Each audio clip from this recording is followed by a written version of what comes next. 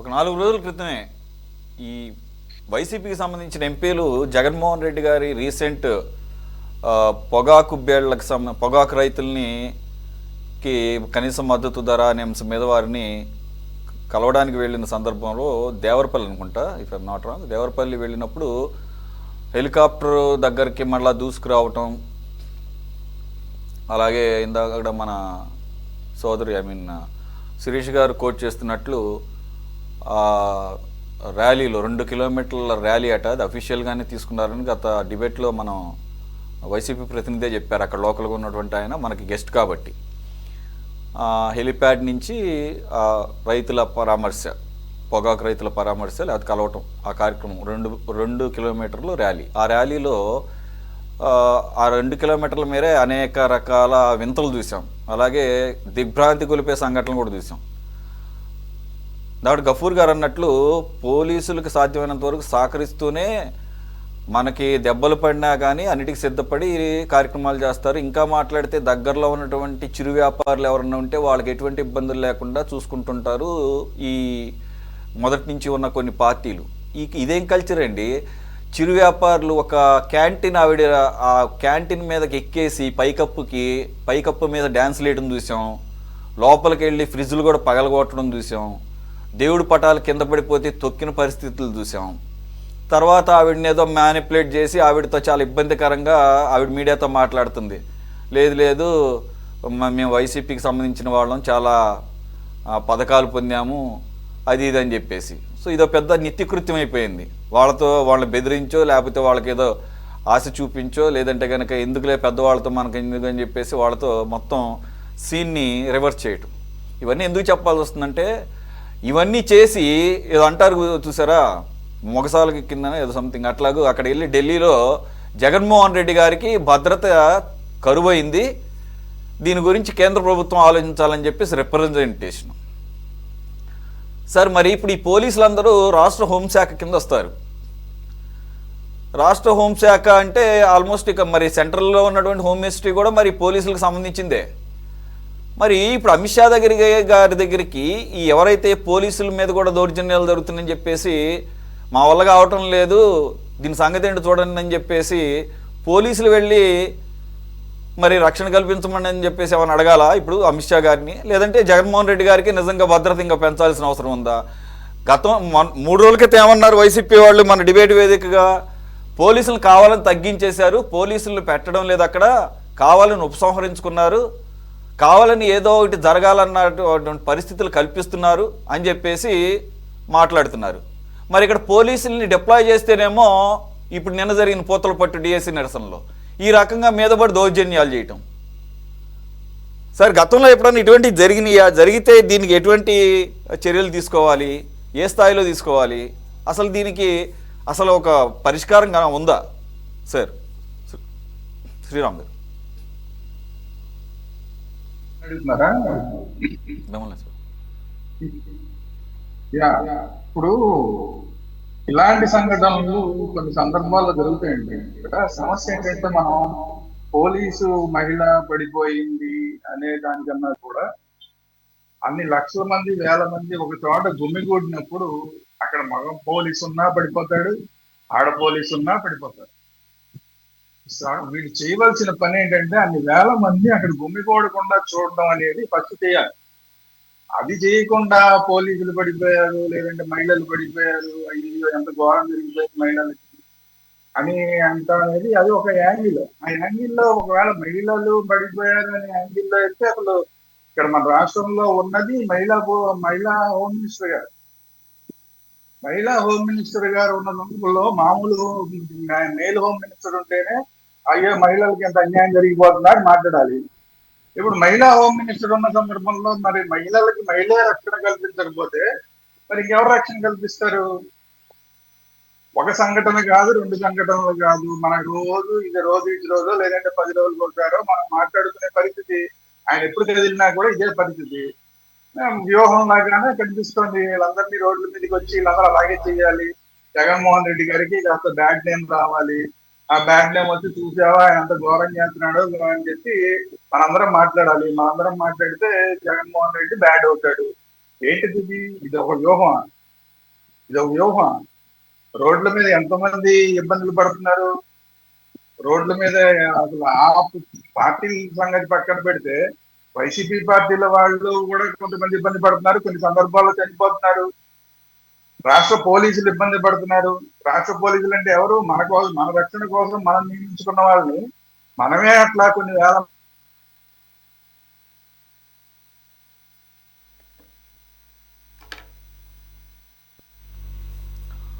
Sir Sriram గారిది freeze అయినట్టుంది, but it will మా పీసీఆర్ వాళ్ళు వెంటనే రెక్టిఫై అవుతుంది అంటున్నారు. ఒకసారి చూద్దాం, వెయిట్ చేద్దాం. ఆర్ ఎల్స్ కంవర్ట్ శిరీష్ గారు, సో అన్ని వేళ్ళు మీ వైపు చూపిస్తున్నాయండి ఇప్పుడు. ఎవరి అభిప్రాయాలైనా కానీ, అంటే నిజంగానే ఒక మహిళా హోమ్ మినిస్టర్ అయ్యి ఉండి ఒకటి వరుస సంఘటన. సారీ శిరీష్ గారు, లెట్ శ్రీరామ్ గారు టు కంటిన్యూ. ప్రాబ్లం వచ్చింది, సారీ. ఇప్పుడు ఇప్పుడు మనం అది దాన్ని కనుక మనం వ్యూహంగా తీసుకుంటే మాత్రం అది వ్యూహంగా తప్పుడు వ్యూహం అండి. ఇలాంటి తప్పుడు వ్యూహంలో మన రాష్ట్ర పోలీసులే బలైపోతే రేపు నుంచి నిజంగా ఏదన్నా ఒక కార్యక్రమం జరిగితే రోడ్ల మీద పోలీసులు రారు. రోడ్డు పక్కకు వచ్చేసి పక్క ఇలా కొంతమంది మంది వచ్చారనుకోండి, పక్క నుంచుంటారు, మీరు ఏమైనా చేసుకోండి మాకెందుకు వచ్చిందిలే అని చెప్పి. అట్లాంటివి వ్యూహంగా కనుక ఒకవేళ వాడితే మాత్రం వ్యూహాత్మకంగా తప్పుడు వ్యూహం ఇది. రెండు, ఎస్, ఆ వైసీపీ పార్టీ వాళ్ళు దుర్మార్గం చేస్తున్న మాట వాస్తవం, దాంట్లో ఏ సందేహం అక్కర్లా. ఒకసారి అంటే పోన్లే అనుకోవచ్చు, ఒకసారి అంటే పొరపాటు జరిగింది అనుకోవచ్చు, 2 సార్లు అంటే పొరపాటు జరిగింది అనుకోవచ్చు. ఎన్నిసార్లు చేస్తారంటే వేల మందిని తీసుకొచ్చి మహిళల మీద నిష్ఠారాజ్యంగా కొట్టేసి, తోసేసి, కింద పడేసి, తొక్కేసి. ఏంటిది? ఇది ఆటవిక రాజ్యమా? లేదంటే అసలు ఆంధ్రప్రదేశ్ లో అసలు లాంగ్ డాటర్ ఉందా అన్న సందేహం మాలంటే కలుగుతుంది. ప్రతిపక్షమేమో అలా వ్యవహరిస్తుంది, అధికార పక్షమేమో ఇలా వ్యవహరిస్తుంది. అసలు సామాన్యులు ఎవరికి చెప్పుకోవాలి గోడు? ఇందాక మన శిరీష్ చెప్పినట్టు అంతా ముందు గవర్నమెంట్, వాళ్ళ గవర్నమెంట్ ఉన్నప్పుడేమో శిరీష్ లాంటి వాళ్ళు దెబ్బలు తినాలి లాఠీలతో. అప్పుడు వాళ్ళే పడతారు, పోలీసులతో కొట్టిస్తారు. ఇప్పుడు వాళ్ళే పడతారు, అప్పుడు వాళ్ళే కొట్టించి, ఇప్పుడు వాళ్ళే కొట్టి. అసలు అప్పుడు గవర్నమెంట్ ఛాన్స్ లేదు, ఇప్పుడు గవర్నమెంట్ ఉన్నా ఉన్నట్టు లేదు. అప్పుడు బలవ్వాల్సిందే, ఇప్పుడు బలవ్వాల్సిందేనా? శిరీష్ ఆ రోజు శిరీష్ సామాన్యురాలు బలైపోయింది, ఆ రోజున దెబ్బలు తిన్నది. ఈ రోజు అలాంటి శిరీషులు ఎంతమంది రోడ్డు మీద ఇప్పుడు బలైపోవాల్సిందేనా? అప్పుడు వాళ్ళు కొట్టించి భరించి, ఇప్పుడు వాళ్ళు కొడుతుంటే భరించి. ఏంటి రాష్ట్రంలో ప్రజలు ఇలా భరిస్తూ ఉండాల్సిందేనా? వైసీపీ చేసే అరాచకాలను భరించాలి అనేది ఏమన్నా ఒక రూల్ బాగా చేసేయండి పోనీ. వైసీపీ అరాచకాలను భరించవలసిందే, ఎవరు మాట్లాడడానికి వీల్లేదు. ఇందాక అదే మీరు సినిమాలో చెప్పినట్టు గెలితే గెలిచుకోండి, కొడితే కొట్టించుకోండి, వైసీపీ వాళ్ళు ఏం చేసినా సరే వాళ్ళ మీద వ్యతిరేకత పెరగాలి కాబట్టి మీరు ఈ లోపు ఎంతమంది అయినా బలైపోయింది అని చెప్పి ఒక రూల్ పాస్ చేసేయండి, గొడవ ఉండదు. అసలు హోమ్ మినిస్టర్ అనే హోమ్ మినిస్ట్రీ అనే ఒక డిపార్ట్మెంట్ తీసేసేయండి, నేను మంత్రిని తీసేయండి, కనీసం ఆ మంత్రిని తీసేయండి. మంత్రి అంటే ఆవిడ రిజైన్ చేయమని కాదు, అసలు ఆ మినిస్టర్ని తీసేయండి, హోమ్ మినిస్ట్రీ అనేది తీసేయండి. దానివల్ల ఉపయోగం లేదు. ఎందుకంటే లా అండ్ ఆర్డర్ ఎలాగో మళ్ళీ చంద్రబాబు నాయుడు గారి చేతుల్లోనే ఉంది. ఇప్పుడు మనం ఆయన్నే అనగాలి, ఇప్పుడు ఆయన కూడా రాజీనామా చేయాలి మనం, లేదంటే ఇప్పుడు హోమ్ మినిస్టర్ గారు రాజీనామా. అసలు హోమ్ మినిస్టర్ అనేది ఆ పదవిని తీసేస్తే మనం వెళ్ళి ఏ ఎస్పీనో మనం పెట్టచ్చు. ఏమైనా బుద్ధి లేదా నీకు, ఎస్పీ ఏం చేస్తున్నావు అని. మరి వీళ్ళని తిడితేనేమో ఇలా కోపం వస్తుంది, తిడితేనేమో కోపం వస్తుంది. శ్రీరామ్ గారు డిఎస్సి నిరసనలకు పాజ్ ఇచ్చారట. మీరు ఇప్పుడు మనం కొత్త ఐడియాలు ఇవ్వద్దు. రేపటి నుంచి లోకేష్ కాదు చంద్రబాబు నాయుడే రిజైన్ చేయాలి, లా అండ్ ఆర్డర్ ఫెయిల్ అయిందని చెప్పేసి ఎలాగ అక్కడ రిప్రజెంటేషన్ కూడా ఇచ్చున్నారు కదా సెంటర్లో అమిత్ షా గారికి. ఇక రేపు నుంచి ఆయన రిజైన్ చేయాలని స్టార్ట్ చేస్తారు. అఫ్ కోర్స్ వాళ్ళకి రైట్ ఉందలేండి, అడిగే రైట్. ఇప్పుడు నేనేమంటానంటే, ఇప్పుడు మనం ఢిల్లీలో ఒక ఉద్యమాన్ని చూసాం, అది రైటా రాంగా దాని మీద ఎవరి అభిప్రాయాలు వాళ్ళకు ఉన్నాయి, ఓకే. నేనేమంటానంటే ప్రభుత్వాలు దిగిరావాల్సిన పరిస్థితి వచ్చిందా లేదా? దిగిరావాల్సిన పరిస్థితి వచ్చిందా? ఇప్పుడు ఇలాంటి అణచివేతలు ఓ పక్క నుంచి వాళ్ళు కొట్టి, ఓ పక్క నుంచి వీళ్ళు కొట్టి, అధికార పక్షమేమో వీళ్ళు ఎవరిని పట్టించుకోకుండా ప్రతిపక్షమేమో అందరి మీద దాడులు చేస్తూ పోతుంటే ప్రజలు అన్నాళ్ళు భరిస్తారు. ఇక్కడ లేదా జంజీ అనేది, ఇక్కడ లేదు. జంజీ ఎక్కర్లేదండి, ముసలాళ్ళు వస్తారు రేపు పొద్దున. ముసలాళ్ళు కూడా వచ్చి ముందు రోడ్డు మీదకి వస్తారు, ఏంటి మాకు రక్షణ ఉందా లేదా అని. పోలీసులకే రక్షణ లేకపోతే ఇప్పుడు మా పరిస్థితి ఏంటని చెప్పి ముసలాళ్ళు కూడా వస్తారు రోడ్డు మీదకి. అసలు ఏంటి అసలు పనిచేస్తే గవర్నమెంట్ అనేది ఉందా లేదా? సమస్య ఏంటంటే ప్రతిపక్షం అరాచకాలు చేస్తుంది కరెక్టే, మరి అసలు దానికోసమే కదా ప్రభుత్వాన్ని ఎన్నుకున్నది. ప్రభుత్వం ఉన్నదా లేదా ఈ రాష్ట్రంలో? అదొకటి క్లారిటీ ఇచ్చేసేయండి. లేదా ప్రభుత్వం ఉన్నది కానీ మా దాంట్లో హోమ్ మినిస్ట్రీ లేదు అని చెప్పి పోనీ అదన్నా ఒక క్లారిటీ ఇవ్వండి. ఎవరిని అడగాలి? ఇప్పుడు నేను వెళ్ళి ఎవరిని అడగాలి? ఇప్పుడు పడిపోయిన పోలీసులు ఎవరిని వెళ్ళి అడగాలి? మొన్న ఒక పోలీసు ఆవిడ అయిపోయింది, ఆవిడైనా ఇంకా నయ్యం, కొంచెం ఆవిడ కొంచెం కాస్త కోస్త మానదండ్రాలు కాబట్టి ఆ చింతాడు రవి అన్నాయని రోడ్డు మీద పాపం నడిపించి తీసుకెళ్ళింది. మరి ఇప్పుడు ఈ తొక్కేసిన వాళ్ళు ఏం చేయాలి?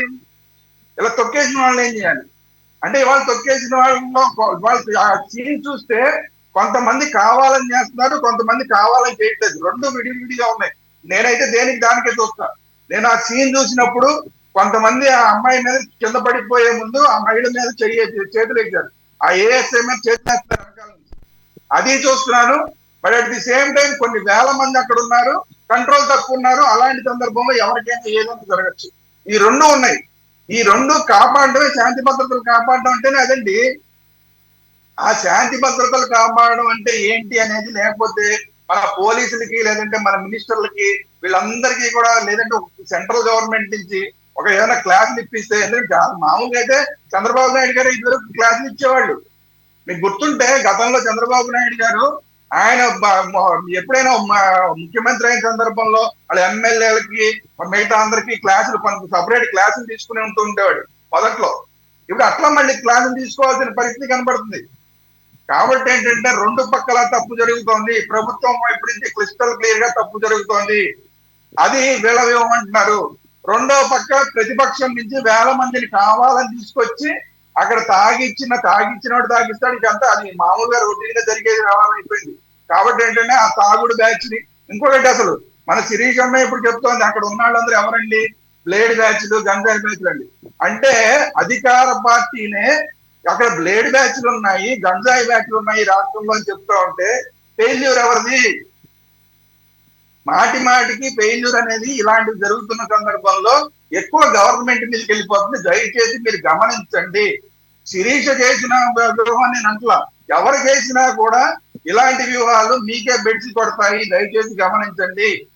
గంజాయి అసలు హోమ్ మినిస్టర్ వస్తుంది, హోమ్ మినిస్టర్ వచ్చి గంజాయి బ్యాచ్లు, బ్లేడ్ బ్యాచ్లు అంటే ఏంటంటే ఆవిడ అసలు ఇదివరకు నాకు నవ్వు వస్తుంది. చంద్రబాబు నాయుడు గారు ఒక మైక్ పట్టుకుని, ఇలా చెవి దగ్గర ఒక మైక్ ఉంటుంది, వెనకాల బ్యాటరీ ఉంటుంది, ఆయన అటు ఇటు నడుస్తూ చక్కటి పవర్ పాయింట్ ప్రెజెంటేషన్లు ప్రాజెక్టుల మీద కానీ మిగతా వాటి మీద కానీ ఇస్తుంటారు చంద్రబాబు నాయుడు గారు. బాగా ఇస్తారు ఆయనకు అనుభవం ఉంది కాబట్టి. ఇప్పుడు ఈవిడ ఎలా తయారైపోయిందంటే మన హోమ్ మినిస్టర్ గారు, ఈవిడ కూడా పవర్ పాయింట్ ప్రెజెంటేషన్. ఈ మనం చూస్తున్న ఈ వీడియో చూసారా? ఈ వైసీపీ కార్యకర్త ఎలా చేశాడో చూడండి మీరు అని చెప్పి ఈ పవర్ పాయింట్ ప్రెజెంటేషన్ ఇవ్వడానిక నీకు హోమ్ మినిస్టర్ ఇచ్చిందమ్మా? పవర్ పాయింట్ ప్రెజెంటేషన్ ఇవ్వడానిక, ప్రెస్ మీట్లు పెట్టడానిక? అసలు అవి ఇచ్చినది ఎందుకు? నువ్వు చేస్తున్న పనులు ఏంటి? పోనీ చంద్రబాబు నాయుడు గారు రిజైన్ చేసేయమని చెప్పి నువ్వు ఆ పోస్ట్ లో కూర్చుని పోయి నువ్వు పవర్ పాయింట్ ప్రెజెంటేషన్ ఇవ్వు. అసలు ఏం చెయ్యాలి? నువ్వు ఏం చేస్తున్నావమ్మా? అసలు ఏం జరుగుతుంది? రాష్ట్రం నవ్వాలా ఎడవాలా అర్థం కాని పరిస్థితి. ఆ హోమ్ మినిస్టర్ గారు చూస్తే నిజంగా నవ్వు వస్తుంది. ఒక పక్కన నవ్వు వస్తే ఏంట్రా బాబు అని మన బాధపడాల్సిన పరిస్థితి. కరెక్టే. నాకు తెలిసినంత వరకు మీరు ఒక 4 రోజుల క్రితం అనుకుంటా లేట్ ఈవినింగ్ ఆవిడ మీడియా ముందుకు వచ్చారు. మీడియా ముందుకు వచ్చి అక్కడ కూడా పవర్ పాయింట్ ప్రెజెంటేషన్ కూడా రెడీ చేయలే అక్కడ పూర్తి స్థాయిలో. అంటే ఆవిడకి కింది స్థాయి వాళ్ళు కూడా పూర్తిగా సహకరిస్తున్నారు లేదని డౌట్ వస్తుంది. అంటే ఆవిడ ఒకటి మాట్లాడుతుంది, అక్కడ విజువల్ ఒకటి పడుతుంది. ఆవిడ చెప్పాలని ఇంకోటి మీకులాగానే సేమ్ ఫీలింగ్ నాది కూడా. ఇదేదో మనకేదో తెలియనట్టు. పబ్లిక్ డొమైన్లో 10-15 రోజుల క్రితం జరిగింది అది. అవన్నీ తీసుకొచ్చి ఇంకా నాకు ఆశ్చర్యం అనిపించింది ఏంటంటే మొదటిది జరిగింది చూసారా, సింగయ్య తల, దాని గురించి ఎక్స్ప్లెయిన్ చేసుకుంటూ వస్తున్నారు ఈవిడ. ఎవరికి కావాలండి అవన్నీ ఆల్రెడీ పబ్లిక్ డొమైన్లో ఉన్నాయి, 1.5 సంవత్సరం దాటిపోయింది. ఈవిడొచ్చి అవన్నిటిని ఏకరువు పెడుతూ చెప్తుంటే ఇప్పుడు ఏం చేయాలైతే? అయ్యో అని చెప్పేసి ఆవిడకి మనం జాలి చూపించాలా? లేకపోతే ఆవిడేమన్నా ఈ రాష్ట్రానికి నేను ఇవన్నీ సెట్ చేస్తాను అని చెప్పేసి ఒక భరోసాన్ని ఇస్తారు చివరిలో? ఆ మాట కూడా ఉండదు. మీరు అన్నట్టు ఏంటంటే ఇదేదో బేలారుపులు, లేదంటే కనుక ఒక సింపతి పాలిటిక్స్ కోసం ఆయన ఒక రకమైన సింపతి, వీళ్ళు ఒక రకమైన సింపతి. సురేష్ ఇంకా గారు, మాట్లాడితే ఆవిడ గతంలో అంతా అయిపోయిన తర్వాత పార్టీ నాకొక్కడు spokesperson మాత్రం బాగా నచ్చింది. అట్లీస్ట్ ఆ చింతాడ రవికుమార్ దొరికిన తర్వాత అరెస్ట్ చేసినప్పుడు ఆ తీసుకెళ్ళి రోడ్డు మీద ఓన్లీ ఆడ పోలీసుల మధ్యలో తీసుకెళ్తుంటే మనోడు పెద్ద హీరోలాగా వెళ్తున్నాడు. అది అసలు ఏమి దాని మీద గొప్పతనంగా మరి ఆయనకి ఏమో అలా అర్థమైందో బాబు నీకు అని అనుకోవాలేమో. కాదు సిగ్గుతో తలంచుకోవాల్సింది పోయి రొమ్మిడ్చుకుని వెళ్తున్నాడు ఆ మనిషి. సరే పక్కన పెడదాం, కనీసం ఆ రకంగా ఒక మెసేజ్ ఇస్తున్నారు. మరి ఇక్కడ కూడా ఒక 20-21 మంది మీద కేసు నమోదు చేశారంట. సేమ్ అదే నంబర్ కంటిన్యూ అవుతుంది. అక్కడ కూడా 20-21. మరి 20-21 మాత్రమే చేశారా ఆ గుంపులో? మరి వీళ్ళని కూడా మరి అలాగే పెరేడ్ చేస్తారేమో చూడాలి. ఏమంటారు శ్రీరామ్ గారు? సురేష్ గారు ఆవిడ గతంలో సమస్య ఎక్కడ వస్తుందంటే, ఆవిడ గతంలో స్పోక్స్ పర్సన్ గా చేసింది. ఆవిడ టీడీపీ స్పోక్స్ పర్సన్ గా చేసింది. అంతేకాదు సార్, అంతేకాదు ఆవిడ ఎక్కడ ఇది టీచర్, ఆవిడ టీచర్ గా చేశారు, ఇంగ్లీష్ లెక్చరర్ అనుకుంటా. పాపం అదే కంటిన్యూ చేస్తున్నారు ఆవిడ. బెత్తం పట్టుకోవడం మర్చిపోయారు పిల్లలు ఇండిసిప్లిన్ గా ఉంటే బెత్తం పట్టుకోవడం మర్చిపోయారు ఆవిడ. ఇంకా 2 రోజులు పోతే మీరు ఆశ్చర్యపోవట్లేదు, నేనైతే ఆశ్చర్యపోను. 2 రోజులు పోతే ఆవిడే పిలుపునిస్తుంది మనందరికీ. మీరందరూ ప్రజాస్వామ్యాన్ని రక్షించడానికి, ఆంధ్రప్రదేశ్ లో ప్రజాస్వామ్యాన్ని రక్షించడానికి నేను నిరాహార దీక్ష చేస్తాను, మీరు కూడా నాకు తోడరండి, మీరు కూడా నిరాహార దీక్ష చేయండి నాతో పాటు. నేను అదేదో వాంచుక్కు ఇంకెవరో కొంతమంది చేస్తున్నారు కదా, ఆ వాంచుక్కుని మించిపోయి నేను నిరాహార దీక్ష చేస్తా అని చెప్పి ఆవిడ 10 days కూర్చున్నా నేనైతే ఆశ్చర్యపోను. రైట్. యాక్చువల్గా ఈ మాట్లాడే ఉద్దేశం ఆవిడనేమి తక్కువ చేయటం అని కాదు. తనకున్న పవర్స్ అదే నేను ఇందాక అన్నాను కదా, ఇంతకుముందు ఎక్కడ పడితే అక్కడ కనీసం వారానికి ఒకసారన్నా లాఠీ చార్జ్ అన్న పదం ఎక్కడో నేను వినేవాళ్ళం, చూసేవాళ్ళం. అసలు వార్తల్లో లాఠీ చార్జ్ అన్న పదం ఈ మధ్యకాలంలో ఎవరైనా చూసారో అది చూస్తే చెప్పండి. ఢిల్లీ సంగతి కానీ చెప్పేది ఏపీలో